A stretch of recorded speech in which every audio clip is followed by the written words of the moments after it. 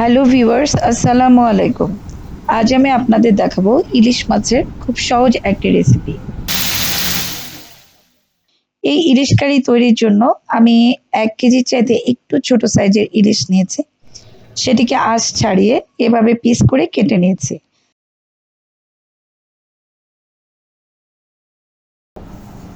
তরকারিতে ব্যবহারের জন্য আজ আমি নিয়েছি পেঁয়াজ কুচি, কাঁচামরিচ, হলুদ, আদা রসুন বাটা, তেল, লবণ, মরিচের গুঁড়া এবং টমেটো কুচি।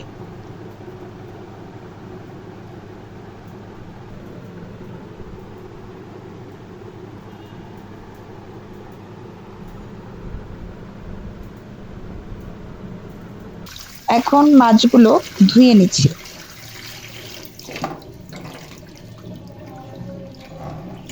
আসলে আমাদের বড়রা বলেন ইলিশ মাছ এত বেশি করে ধুতে হয় না, তাতে ইলিশের যে সুন্দর ফ্লেভার বা গন্ধ থাকে তা অনেকটা চলে যায়,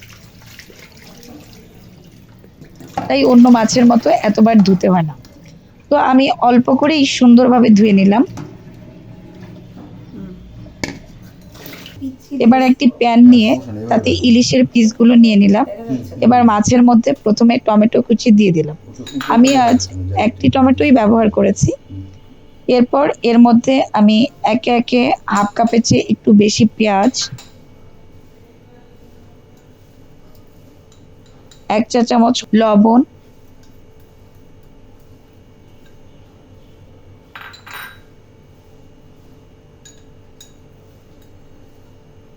১ টেবিল চামচ মরিচের গুঁড়া, ১ চা চামচ হলুদের গুঁড়া,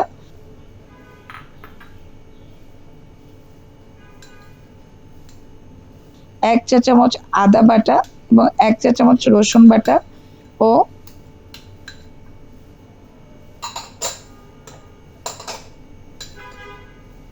রান্নায় ব্যবহারের জন্য ৫ থেকে ৬ টেবিল চামচ তেল দিয়ে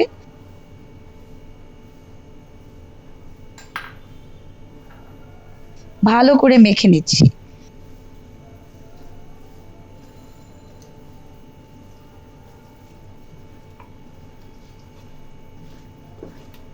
৩-৪ মিনিট সময় নিয়ে আমি মেখে নিচ্ছি। আসলে এই যে মাখাটার মধ্যেও কিন্তু রান্নার স্বাদ বাড়ে।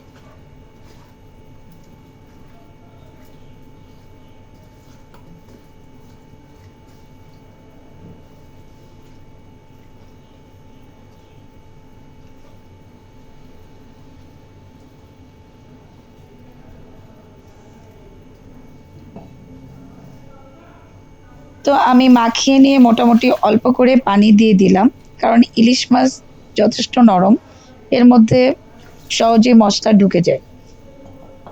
এই যে আমি হাফ লিটারের চেয়ে একটু বেশি পানি দিয়েছি। তারপর ঢাকা দিয়ে দিলাম ১৫ থেকে ১৮ মিনিটের জন্য। আমি আঁচটা মাঝারির চেয়ে আরেকটু বেশি দিয়েছি।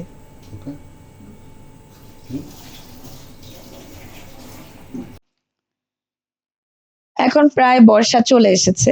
বাংলাদেশে ইলিশ সবসময়ই পাওয়া যায়, কিন্তু বর্ষাকালটায় আরো বেশি এবং বড় বড় ইলিশ পাওয়া যায়।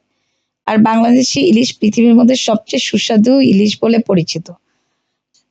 এই ইলিশ ভাজি তো আমরা সবসময়ই খাই, কিন্তু এভাবে না ভেজে কাঁচা ইলিশ রান্নাটা ভীষণ সুস্বাদু।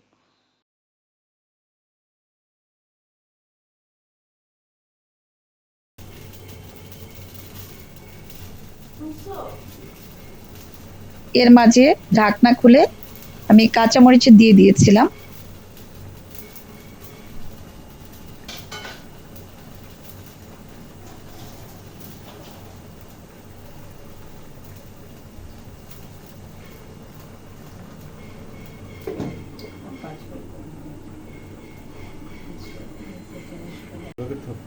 আমি ১৮ মিনিট পর ফিরে আসলাম।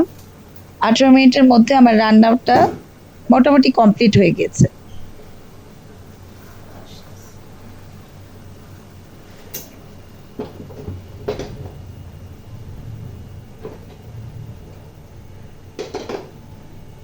এখন আমি নামিয়ে নিচ্ছি।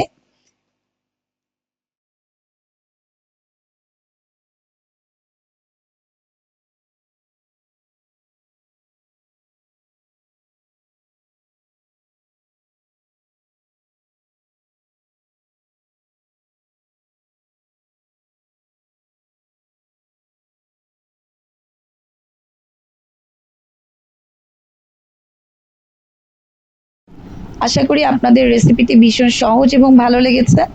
আপনাদের ভালো লাগলে প্লিজ আমার চ্যানেলকে সাবস্ক্রাইব করুন ও পাশে থাকা বেল আইকনটি চাপুন।